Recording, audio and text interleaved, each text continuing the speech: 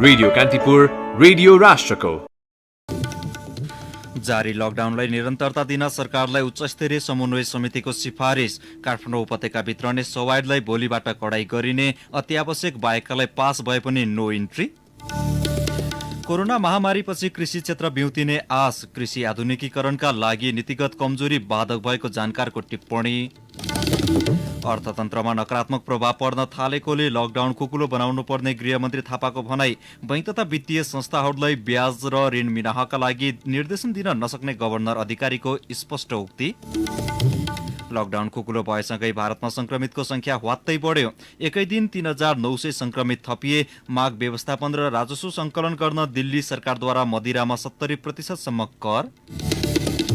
र पोर्चुगलबाट इटली फर्के लगत्तै युभेन्टसका क्रिस्टियानो रोनाल्डोको 2 हप्ते एकान्तवास सुरु। नमस्कार, कान्तिपुर डायरीका साथमा साथी सन्तोष र म बासु। समाचार अब विस्तारमा। कोभिड-19 र रोकथाम तथा नियन्त्रण उच्चस्तरीय समन्वय समितिको बैठकले जारी लकडाउनलाई निरन्तरता दिन सरकारलाई सिफारिस गरेको छ। प्रधानमन्त्री केपी शर्मा ओली सहित बसेको बैठकले अत्यावश्यक सेवा सञ्चालन गर्ने गरी लकडाउन थप्नुपर्ने सुझाव दिएको हो। प्रधानमन्त्री तथा मन्त्रीपरिषद कार्यालयका सचिव नारायण प्रसाद बिडाडीले संक्रमणको जोखिम अझै नसकिएको र नियन्त्रणका लागि सरकारले लिएको लकडाउनको नीति ठिक भएको निष्कर्ष बैठकले निकालेको बताउनुभयो। अत्यावश्यक सेवाहरू, अत्यावश्यक स्वास्थ्य सेवाहरू, औषधि उपकरणका कुराहरू, कृषि क्षेत्रका काम कुराहरू लगायत विषयहरू नेपाल सरकारले साबिकदेखि जसरी एउटा सुरक्षाका मापदण्डहरू अपनाएर गर्न दिने गरी उच्च स्तरीय समन्वय समितिको समेत निर्णय, नेपाल सरकार मन्त्री परिषदको समेत निर्णयबाट हुँदै आएका हुन्। तिनलाई अनवरत त्यसलाई स्वाभाविक ढङ्गले अगाडि बढाउँदै जाने र यसको संक्रमणलाई रोक्ने र शून्यमा झार्नेतर्फ सबै शक्ति भएसम्मका सबै प्रयासहरू जारी राख्ने र यसलाई चाहिँ नि कोही पनि व्यक्ति, कोही पनि नागरिक हाम्रो मुलुकभित्र कसैले पनि यस रोग र संक्रमणका कारणबाट र मृत्यु वरण गर्न पर्ने स्थिति नै नआओस्, त्यो ढङ्गले यसलाई रोक्दै जाने र अहिले अख्तियार गरेको नीतिलाई अझ प्रभावकारी र सशक्त ढङ्गले अगाडि बढ्ने, यही नै आजको छलफलको सार रहेको छ। नागरिकको जीव ज्यानको सुरक्षा गरी संक्रमणलाई नियन्त्रणमा राख्न सफल भएको निष्कर्ष बैठकले निकाल्दै यसलाई अझै निरन्तरता दिनुपर्ने विषयमा छलफल भएको सचिव बिडाडीले बताउनुभयो। मन्त्रीपरिषद बैठकमा लकडाउनका विषयमा थप छलफल हुने उल्लेख गर्दै उहाँले कोरोना संक्रमण तथा रोकथामका लागि भएका सबै प्रयास र संक्रमणको अवस्थाका विषयमा छलफल भएको उल्लेख गर्नुभयो। अब पछि पनि नेपाल सरकार मन्त्री परिषदको बैठकमा यो विषयमा थप छलफल र चर्चा निर्णयहरू हुनेछन्। अहिले जसरी सरकारले नीति अख्तियार गरेको छ, जुन बाटोमा अहिले हिँडिरहेको छ, यो सही बाटो छ। यसले नागरिकहरूको जीव ज्यानको सुरक्षा र देशलाई संक्रमणबाट जोगाउन जे काम जसरी अगाडि बढेको छ, यो सही दिशामा छ। कान्तिपुर डायरीमा अब कान्तिपुर सविस्तारको पालो। कान्तिपुर सविस्तार। कृषि प्रधान देश भनिए पनि मुलुक यसैमा आत्मनिर्भर हुन सकेको छैन। जनसङ्ख्याको आधारमा करिब 63% कृषिमा आबद्ध रहेको तथ्याङ्क छ। कृषि मुलुकको प्राथमिकतामा हुनुपर्छ भन्ने मुद्दा अहिले लकडाउनका बेलामा पनि मुखरित भएको छ। कृषि क्षेत्रमा अझै पनि आयातकै भर पर्नुपर्ने अवस्थाको अन्त्य हुनुपर्ने खुबै सुनिएको छ। तर लकडाउन खुलेसँगै यो मुद्दा सेलाउने त होइन भन्ने चिन्ता पनि उत्तिकै छ। किनभने विपदका बेला प्राथमिकता पाउने मुद्दा विपद सकिएसँगै सेलाउने रोग हामी कहाँ पुरानै हो। सरकारले लकडाउन गरेकै दिनबाट आम सर्वसाधारणले खाद्यान्नको जोहोमा आफ्नो समय खर्चिए। यो क्रम लम्बिँदै जाँदा उत्पादन भएका कृषि उपजले बजार नपाउँदा केही खेतमै कुहिने अवस्था आयो। अधिकांश क्षेत्रमा खाद्यान्न अभाव भयो। त्यसपछि सरकारले लकडाउनकै समयमा पनि कृषि कर्ममा लागिरहन कृषकलाई आग्रह गर्दै आएको छ। अन्य सबै क्षेत्र ठप्प हुँदा पनि कृषि भने चलायमान हुनुपर्ने बाध्यताले यसको महत्व पनि दर्शाउँछ। तर यसले सरकारी प्राथमिकता पाउन भने सकेको छैन। मुलुकको कृषि विकासका लागि प्रधानमन्त्री कृषि आधुनिकीकरण आधुनिकीकरण परियोजनालाई पुनर्संरचना तथा विस्तार, भू चक्लाबन्दी मार्फत सामूहिक सहकारी र करार खेतीलाई प्रोत्साहन गर्ने जस्ता थुप्रै कार्यक्रम सरकारले सार्वजनिक गरे पनि त्यसको पूर्ण कार्यान्वयन देखिँदैन। निजी क्षेत्र पनि कृषक तथा कृषि आधुनिकीकरणका लागि सरकारको नीतिगत कमजोरी बाधक भएको गुनासो गर्छन्। निजी क्षेत्रबाट कृषकको उत्पादनलाई बजारीकरण गर्न सहयोग गरिरहेको मुना कृषि लिमिटेडका युवराज गुरुङ। अब हामी आफै सानो स्केलबाट सुरुवात गरेको हुनाले हामीले किसानहरूको सिधै हामी आफैले कलेक्सन गर्न पनि सकिरहेको छैनौँ। यसमा चाहिँ अब राज्यले एउटा अलिकति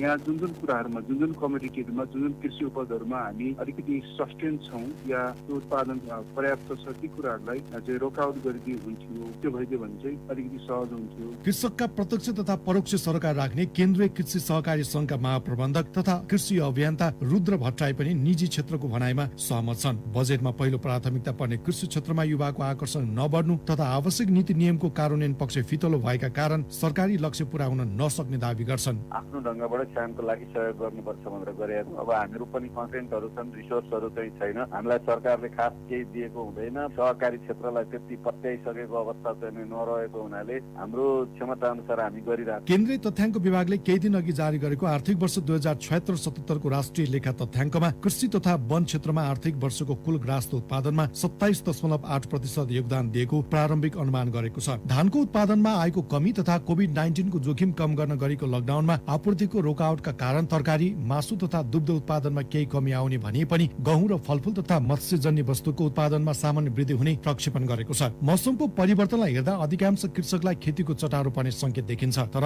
लकडाउनका कारण कृषि सामग्रीको सहज उपलब्धता नभएकाले राम्रो उत्पादनको आशा गर्न नसकिने स्वीकार गर्छन् पहाडी क्षेत्रका बाली विज्ञ ईश्वरी प्रसाद गौतम। हाम्रो जाने मुख्य काम के हो भने किसानहरूले मागेको स्रोत बिउ र मूल बिउहरू हामीले उपलब्ध गराउन पर्ने हो। र यो लकडाउनको समयले अहिले चाहिँ हाम्रा किसानहरूले भने ठाउँमा गएर बिउ किन्न जाने पाएको छैन। कृषि अनुसन्धान परिषद नार्कका वरिष्ठ वैज्ञानिक तथा प्रमुख संचार प्रकाशन अभिलेख महाशाखाका मनोज कुमार ठाकुर भने कृषकले आवश्यक पद्धति नअपनाउँदा आवश्यक उपलब्धि हुन नसकेको बताउँछन्। हाम्रो खेती प्रणाली चाहिँ अहिले पनि जीविकोपार्जनको लागि चाहिँ खेती गरे जस्तो हामी व्यावसायिक खेती गर्ने चाहिँ अहिले पनि त्यस्तो भइसकेको छैन।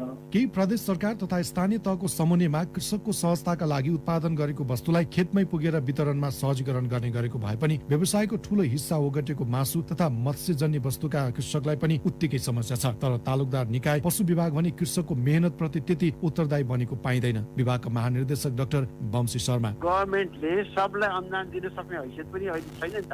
यो भने त राजस्व कम उठ्छ, आमदानी छैन, सबैलाई गभर्मेन्टले मात्रै दिने पनि सम्भव हुने क्षेत्र भएन नि। लकडाउनका समयमा कृषकका खेतमा कुहिएका उत्पादन, खोरमा मरेका मासुजन्य वस्तु तथा पोखरीमा छटपटाइरहेका किसानका आशाहरूमा सरकारको आँखा त परेको छैन नै, तर आगामी दिनमा भने कृषिमा ठूलै क्रान्ति आउने अपेक्षा गर्छन् कृषि तथा पशुपन्छी विकास मन्त्रालयका सहप्रवक्ता डाक्टर हरिबहादुर केसी। आधारभूत खाद्यान्नमा चाहिँ आत्मनिर्भर हुनै पर्छ, त्यसैलाई फोकस गर्नुपर्छ भन्ने एउटा कुरा छ। अर्को कुरो धेरै सम्भाव्यता छ, ज्यादा सम्भाव्यता छ। त्यहाँको उत्पादन बढाएर जुन जुन वस्तुहरूको प्रतिस्पर्धी क्षमता बढी छ अन्तर्राष्ट्रिय बजारमा, उनीहरूलाई अन्तर्राष्ट्रिय बजारमा पठाउन नि जोड गर्नुपर्छ भन्ने दुईटा कुरा चाहिँ हामी सँगसँगै लिएर जान खोजिरहेका छौँ। कोरोना महामारीले अन्य क्षेत्र धराशयी हुने खतरा बढिरहँदा कृषिमा भने आत्मनिर्भर हुने सुनौलो सपना देखिएको छ। अझ वैदेशिक रोजगारीबाट फर्केर आउनेको संख्या र मेहनत गर्ने उनीहरूको अनुभवलाई कृषि उत्पादनमा रूपान्तरण गर्न सके सपना साकार हुनेमा शंका छैन। तर भारतीय नाकाबन्दीका बेला जस्तै उत्पादनमुखी अर्थतन्त्रका लागि कृषिमा जोड दिने भन्ने नारा मात्रै ओरालियो र यथार्थमा कार्यान्वयन भएन भने कोरोना महामारीपछि मुलुक खाद्य संकटको अर्को महामारीमा नफस्ला भन्न सकिन्न। कान्तिपुर डायरीका लागि सन्तोष गन्धर्व। कान्तिपुर सविस्तार।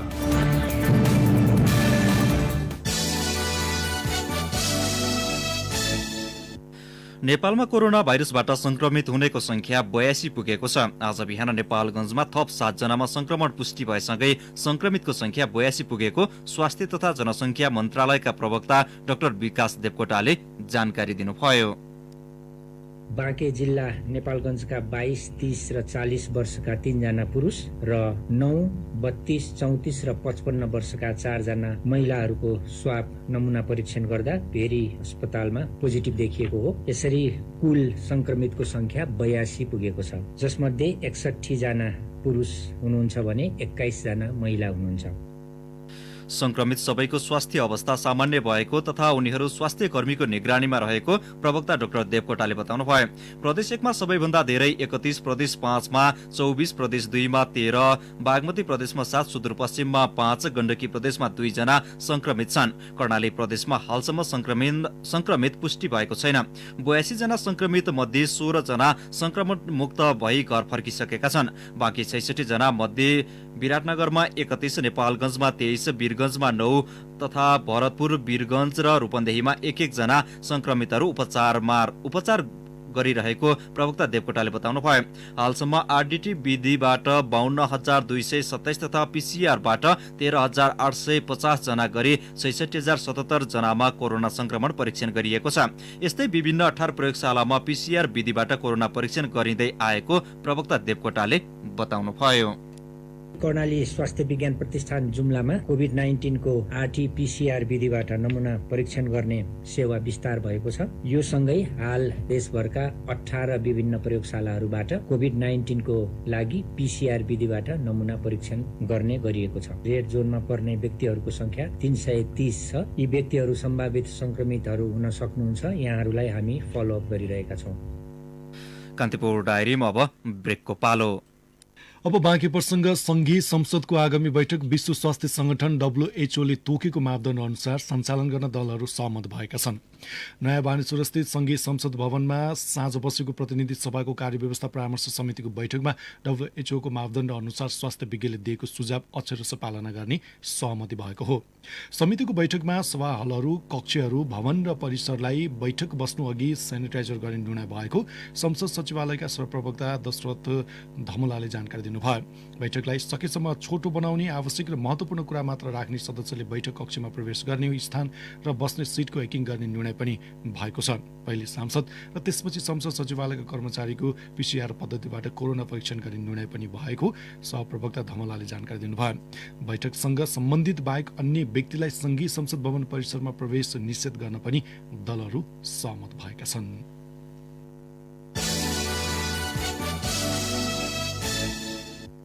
गृहमन्त्री रामबहादुर थापाले कोरोना भाइरसको संक्रमण नियन्त्रणका लागि गरिएको लकडाउन खुकुलो पार्नुपर्ने बताउनु भएको छ। प्रतिनिधि सभाको कानून, न्याय तथा मानवाधिकार समितिको बैठकमा गृहमन्त्री थापाले अर्थतन्त्रमा नकारात्मक प्रभाव पार्न थालेकोले लकडाउन क्रमशः खोल्नुपर्ने बताउनु भएको हो। रोजगारी गुमेको र अन्य क्षेत्रमा पनि नकारात्मक प्रभाव पर्न थालेको भन्दै उहाँले सामाजिक दूरी कायम राख्ने शर्तसहित उद्योग र सेवा क्षेत्र क्रमशः खोल्नुपर्ने उल्लेख गर्नुभयो। कोरोना र यसबाट सिर्जित समस्यालाई परास्त गर्नुपर्ने उहाँको धारणा थियो। पछिल्लो समय बढेको सामाजिक असन्तुष्टिको समाधान गर्नका लागि सामाजिक सद्भाव र राष्ट्रिय सहमति तथा एकताको रणनीति लिएर संकट समाधानमा जुट्नुपर्ने गृहमन्त्री थापाको भनाइ थियो। यसैबीच समितिले विदेशमा रोजगारी गुमाएर विदेशी भूमिमा अलपत्र नेपाली नागरिकलाई ल्याउनका लागि तत्काल पूर्व तयारी थाल्न सरकारको ध्यानाकर्षण गराएको छ। लकडाउनको अवज्ञा गर्दै चलाएका 570 वटा सवारी साधनलाई काठमाडौँ उपत्यकाका विभिन्न स्थानबाट ट्राफिक प्रहरीले नियन्त्रणमा लिएको छ। त्यस्तै जिल्ला प्रशासन कार्यालय काठमाडौँले परिवारका सदस्यको मृत्यु संस्कारमा जानेहरूका लागि मात्रै पास वितरण गर्ने जनाएको छ। सवारी पासको माग अत्यधिक बढ्नुका साथै भिडभाड हुन गई लकडाउनको समेत उल्लङ्घन हुने अवस्था सृजना भएकाले यो निर्णय गरिएको जिल्ला प्रशासन कार्यालयले जनाएको छ। जिल्ला प्रशासन कार्यालयको सो निर्देशन पश्चात ट्राफिक प्रहरीले पास लिएका सवारी साधनलाई समेत उपत्यका बाहिर र भित्र प्रतिबन्ध लगाएको छ। यसै सन्दर्भमा हामीले महानगरीय ट्राफिक प्रहरी महाशाखाका प्रमुख एसएसपी भीमप्रसाद ढकाललाई काठमाडौँ उपत्यकामा रहेका तथा खाद्यान्न लगायतका अत्यावश्यक सामग्री बोकेका सवारी साधनलाई के गर्नुहुन्छ भनेर सोधेका छौँ।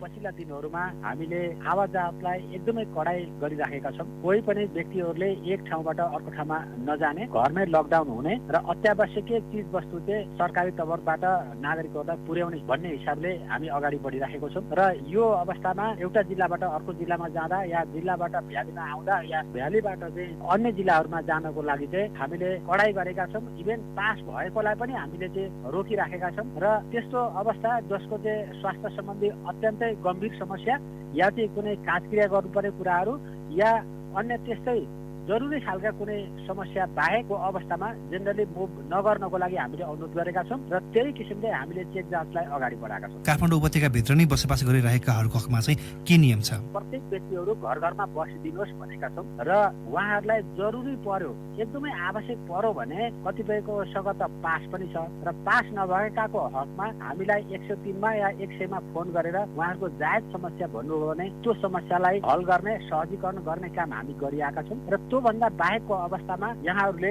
मुभमेन्ट नगरिदिनु हुनुको लागि हामीले नागरिकलाई त्यो अनुरोध गरेका छौँ। यसअघि काठमाडौँ उपत्यका बाहिरबाट जति पनि नाकाहरूबाट प्रवेश गरेका छन् उनीहरूको तथ्याङ्क राखेको छ ट्राफिक प्रहरीले? पास लिएर आएकाहरूको चाहिँ नाम के हो, फोन नम्बर के हो र कहाँदेखि आएको, कहाँ गएको, कुन प्रयोजनको लागि भन्ने सम्बन्धको विवरण चाहिँ हामीले नाकामा राखिराखेका छौँ। यहाँलाई मोटामोटी संख्या थाहा छ अहिलेको अवस्थामा? दिनमा 900,000 को संख्यामा बाहिरिने र 800-900 को संख्यामा भित्रिने सवारी साधनको संख्या छ र यसमा चाहिँ एउटा सवारी साधन बराबर 2-3 जनाको हिसाब गर्दा पनि 2200-2300 मान्छेहरू भित्रिने र त्यति नै संख्यामा चाहिँ बाहिरिने गरेको देखिएको छ। अत्यावश्यक वस्तुहरू जस्तै खाद्यान्न बोकेका गाडीहरूको हकमा केही छ नयाँ नियमहरू? खाद्यान्न बोकेका गाडीहरू, सुरक्षाका गाडीहरू, स्वास्थ्यका गाडीहरू, अब इन्धन, तरकारी, फलफुल लगायत नागरिकलाई अत्यावश्यक ठानिएका जो जति सवारी साधनहरू छन् त्यो सवारी साधनमा ती अत्यावश्यक वस्तु छ छैन हाम्रो चेक पोइन्टहरूले चेक गर्छ, नाकाहरूमा चेक हुन्छ र ती सामान छन् भने उनीहरूलाई हामीले अनुमति दिएका छौँ, सहजीकरण गरिराखेका छौँ।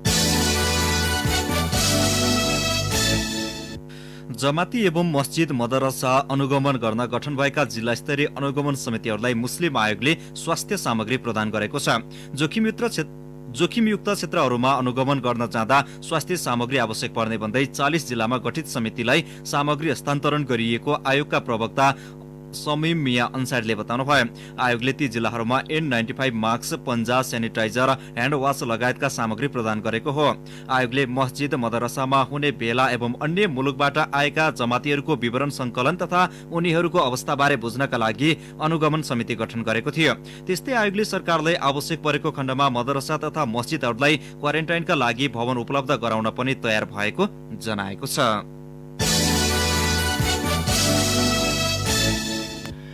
अधिकांश युवा जनशक्ति, शिक्षा तथा विभिन्न रोजगारका अवसरको खोजीमा सहर पसेपछि रोल्पाका गाउँमा वृद्ध-वृद्धाहरू मात्र भेटिन्थे। तर कोरोना भाइरस संक्रमणको त्रास तथा लकडाउनका कारण अहिले सहर बस्नेहरू गाउँ फर्केका छन्, जसले गर्दा गाउँका धेरै जसो घर परिवारमा खुसी आएको छ। रोल्पाबाट सहकर्मी पहलमान घरतीको यो रिपोर्ट। कोरोना भाइरसको त्रास र लकडाउनका कारण शिक्षा आर्जन तथा विभिन्न रोजगारका लागि सहर बसेकाहरू घर फर्किएपछि अहिले रोल्पाका गाउँहरू गुल्जार भएका छन्। गाउँघरमा युवाहरूको संख्या हत्तै बढेपछि खेती भित्र्याउने र नयाँ बाली लगाउने मौसममा काम गर्ने जनशक्तिको कुनै कमी छैन। स्थानीय मिनराज रोका गाउँमा वृद्धहरू मात्र हुन्थे र खेतीपाती पनि समयमा भित्राउन पाउँदैनथे अनि आफ्नो खेतीपाती कमजोर भनौँ सबैजना समयमै हुन्न थियो। केही समय लाग्थ्यो। अब गाउँमा जनशक्तिको अभाव हुने थियो, के कारणले गर्दाखेरि अलिक ढिला हुने गर्थ्यो र सहरमा बस्दै आएका युवा गाउँ फर्किएपछि अधिकांश कृषिमा लागेका छन्। गहुँ काट्ने, बारीमा मल फाल्ने, खेतबारी जोत्ने र मकै रोप्ने तथा छिमेकीको काममा समेत युवाहरू जुटेपछि कामदार खोज्नुपर्ने समस्या तत्काललाई छैन। गाउँको विकासमा युवाको सक्रियता समेत बढेको स्थानीय करण राणा बताउँछन्। निर्माण कार्यहरू त पहिले लकडाउन भए पनि अब हाम्रो गाउँपालिकाले सुचारू गरिरहेको बिचमा बाहुन बाहुनहरूले बनाइरहेछन्। कोरोना भाइरस तथा लकडाउनका कारण रोल्पामा 18,000 बढी युवा सहरबाट गाउँ फर्किएका छन्। गाउँ आएका युवाहरू लकडाउन खुलेपछि फेरि सहर फर्केलान् कि भन्ने चिन्ता गाउँलेहरूमा छ। तिनै तहका सरकारले अहिले नै युवाहरूलाई प्रोत्साहन दिएर कृषिमा आकर्षित गर्न सके गाउँका उर्वर भूमि कमै मात्र बाँझो रहला। रेडियो कान्तिपुरका लागि पहलमान घरती, रोल्पा। कान्तिपुर डायरीमा अब कालीकोट डायरीको पालो।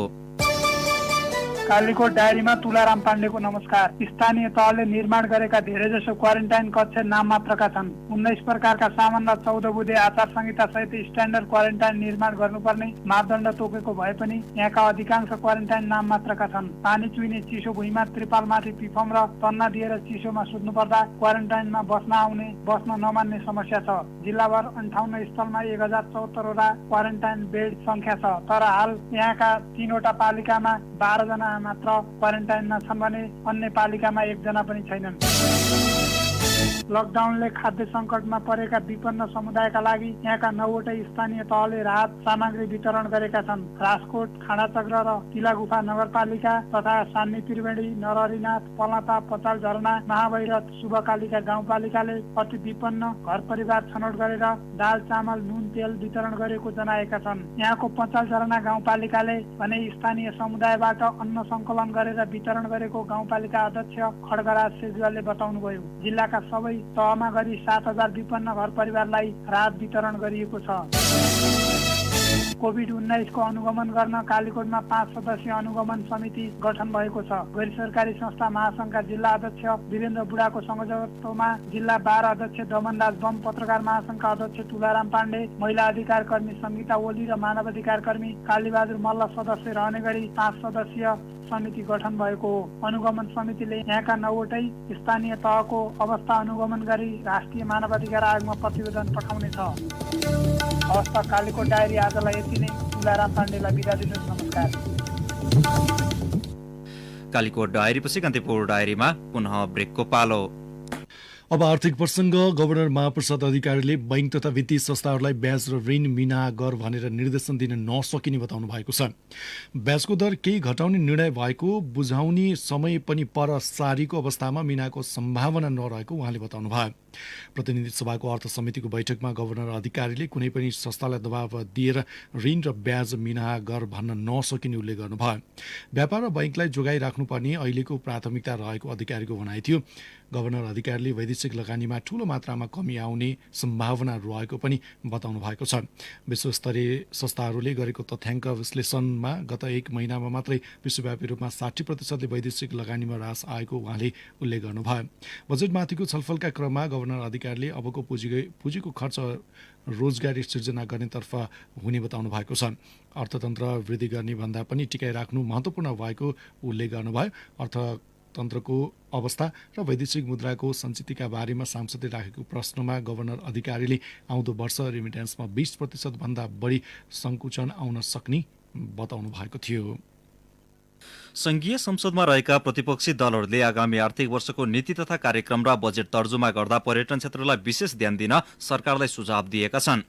आगामी आर्थिक वर्ष 2077-78 का विषयमा संस्कृति, पर्यटन तथा नागरिक उड्डयन मन्त्री योगेश भट्टराईसँगको छलफलमा विपक्षी दलका सांसदले पर्यटन क्षेत्रलाई विशेष ध्यान दिन आग्रह गरेका हुन्। नेपाली कांग्रेसका तर्फबाट छाया सरकारका पर्यटन मन्त्री समेत रहेका नेता देवेन्द्र राज कौडेलको नेतृत्वमा गएको टोलीले पर्यटन क्षेत्रको समृद्धिका लागि ल्याउनु पर्ने योजना र कोरोना भाइरसले यस क्षेत्रमा पारेको प्रभाव पछिको पुनर्स्थापनाका कार्यक्रमबारे सुझाव दिएको थियो। नेमकीपा, राष्ट्रिय जनमोर्चा र तत्कालीन राजपाका सांसदले पनि भोलि संसदमा बोल्दा धन्यवाद दिन पाउने गरी कार्यक्रम ल्याउन मन्त्री भट्टराईलाई सुझाव दिएका थिए। मन्त्री भट्टराईले सांसदहरूबाट प्राप्त सुझावलाई सकेसम्म सम्बोधन गर्ने बताउनु भएको उहाँको सचिवालयले जानकारी दिएको छ।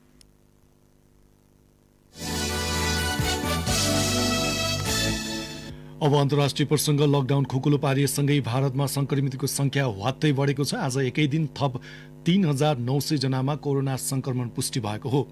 भारतमा कोरोना संक्रमण देखिएता पहिलो पटक एकै दिन धेरै जनामा संक्रमण भेटिएको छ। यो समाचार तयार पार्दासम्म भारतमा कोरोना संक्रमितको संख्या 46,467 पुगेको छ, 76 पुगेको छ। यसअघि भारतमा अस्ति एकै दिन 2,644 जनामा कोरोना संक्रमण देखिएको थियो। साथै पछिल्लो 24 घण्टामा कोरोना भाइरसको संक्रमणबाट भारतमा 195 जनाको मृत्यु भएको छ। आज बिहानसम्म भारतमा कोरोना भाइरसको संक्रमणबाट मृत्यु हुनेको संख्या 1,568 पुगेको छ। संक्रमण पुष्टि भएका मध्ये 12,727 जना निको भएको भारतीय स्वास्थ्य मन्त्रालयले जानकारी दिएको छ। अहिलेसम्म भारतमा करिब 12 लाखको कोरोना परीक्षण गरिएको छ। यसैबीच दिल्ली सरकारले विशेष कोरोना शुल्क भन्दै मदिरामा 70% सम्म कर लगाएको छ। तर भारी करका बावजुद पनि दिल्लीका मदिरा पसलमा मानिसहरूको लामो लाइन लागेको भारतीय सञ्चार माध्यमले जनाएका छन्। करिब 40 दिनपछि मदिरा पसल खुल्दा किन्नेहरूको भिड लागेको छ। खरिदकर्ताहरूले भौतिक दूरी कायम नगर्दा नयाँ दिल्लीमा मदिरा पसलमा भिड नियन्त्रण गर्न प्रहरीले लाठी प्रहार गर्नु परेको थियो। मानिसहरूको बढ्दो माग व्यवस्थापन गर्न र राजस्व सङ्कलन बढाएर त्यसलाई कोरोना भाइरसको संक्रमण नियन्त्रणमा प्रयोग गर्ने सरकारको तयारी छ। त्यस्तै आन्ध्र प्रदेश र पश्चिम बङ्गालले पनि करमा भारी वृद्धि गरेको छ। यसैबीच भारतको दिल्ली सरकारले पेट्रोलको मूल्य वृद्धि गरेको छ। पेट्रोलमा लगाउने कर 27%बाट वृद्धि गर्दै 30% पुर्याइएको छ। जस्तै डिजेलमा पनि 16.75%बाट बढाएर 30% कर वृद्धि गरेको छ। मार्च 25 देखि देशव्यापी लकडाउनमा रहेको भारतमा तेस्रो पटक थपिएको लकडाउन मे 17 सम्म जारी छ।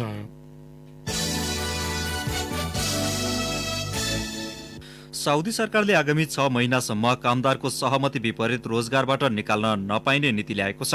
कामको समय घटेको खण्डमा भने कुल तलबको 40% तलबमा कमी गर्न पाइनेछ। साउदीका लागि नेपाली राजदूत महेन्द्र सिंह राजपूतका अनुसार मानव संसाधन तथा सामाजिक मन्त्रालयले कोरोना महामारीका समयमा निजी क्षेत्रका रोजगारदाता र कामदार बीच राख्नुपर्ने सम्बन्धबारे नयाँ निर्देशन जारी गरेको हो। साउदीको नयाँ निर्देशन अनुसार कोरोनाको महामारीलाई देखाएर रोजगारदाताले कामदारलाई तत्काल रोजगारबाट निकाल्न पाइने छैन र जबरजस्ती रोजगार खोज्ने कार्य रोकिनेछ। साउदीबाट धेरैको रोजगार खोसिने सम्भावना बढिरहेका बेला साउदीको नयाँ नीतिले ठूलो राहत मिलेको हो। अब खेल प्रसङ्ग। इभेन्ट्सका स्टार स्ट्राइकर क्रिस्टियानो रोनाल्डोले 2 हप्ताको क्वारेन्टिन सुरु गरेका छन्। इटाली फर्किने बित्तिकै पोर्चुगिज स्टार रोनाल्डोले 2 हप्ताको एकान्तवास थालेका छन्। इटाली लकडाउनमा परेपछि उनी पोर्चुगल फर्किएका थिए। रोनाल्डो मे 18 मा मैदान फर्किने अपेक्षा गरिएको छ। क्लबले सोही समय आन्तरिक रूपमा अभ्यास पुनः सुरु गर्ने तयारी गरेको छ। इटाली सरकारले मे 4 बाट प्रशिक्षण सुरु गर्ने अनुमति दिइसकेको छ। सोही कारण इभेन्ट्सले आफ्ना विदेशी खेलाडीलाई इटाली फर्किन आग्रह गरेको थियो। पुनः इटाली फर्किने खेलाडीले प्रशिक्षण अघि 2 साताको एकान्तवास बस्नुपर्नेछ। खेलाडीले सामाजिक दूरी कायम राख्दै प्रशिक्षणमा सहभागी हुनेछन्। सिरियाका अधिकांश क्लबले सिजन पुनः सुरु हुनुपर्ने पक्षमा मतदान गरेपछि लिग सुरु हुन लागेको हो। अवस्था सामान्यतर्फ उन्मुख भएपछि इटालीमा फुटबल गतिविधि पुनः सुरु गर्न लागेको हो। हौस् प्रसङ्गसँगै कान्तिपुर डायरीका आजका सम्पूर्ण बुलेटिन यही सकिन्छ। भोलि बिहान 6:30 बजे नियमित बुलेटिनका साथमा उपस्थित हुने नै छौँ। अहिलेलाई साथी सन्तोष र म बासु बिदा हुन्छौँ। नमस्कार, शुभरात्रि। सूचना र मनोरञ्जनको सम्वाहक रेडियो राष्ट्रको रेडियो कान्तिपुर।